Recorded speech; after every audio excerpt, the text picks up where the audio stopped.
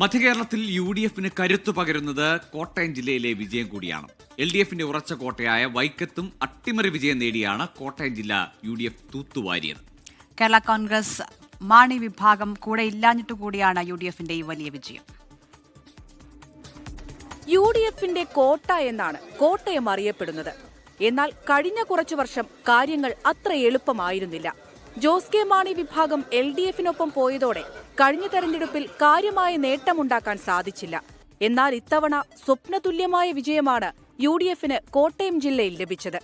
എൽ.ഡി.എഫിന്റെ ഉറച്ച കോട്ടയായ വൈക്കം പോലും യു.ഡി.എഫ് തരംഗത്തിൽ തകർന്നടിഞ്ഞു. പാലായിൽ ജോസ് കെ മാണി പൊരുതി നോക്കിയെങ്കിലും വിജയിക്കാനായില്ല.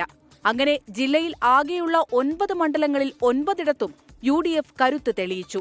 വീശിയടിച്ച യു.ഡി.എഫ് തരംഗത്തിൽ വൈക്കം മാത്രമല്ല, വിജയിക്കുമെന്ന് പ്രതീക്ഷിച്ചിരുന്ന കാഞ്ഞിരപ്പള്ളിയും ചങ്ങനാശ്ശേരിയും എൽ.ഡി.എഫിന് നഷ്ടമായി. ന്യൂനപക്ഷ വോട്ടുകൾ യു.ഡി.എഫിനൊപ്പം അടിയുറച്ചു നിൽക്കുന്ന കാഴ്ചയും കോട്ടയം ജില്ലയിൽ കാണാനായി. ഇത്ര വലിയൊരു വിജയം സമീപകാലത്ത് ഉണ്ടായിട്ടില്ല എന്നു ചുരുക്കം. 24 കോട്ടയം.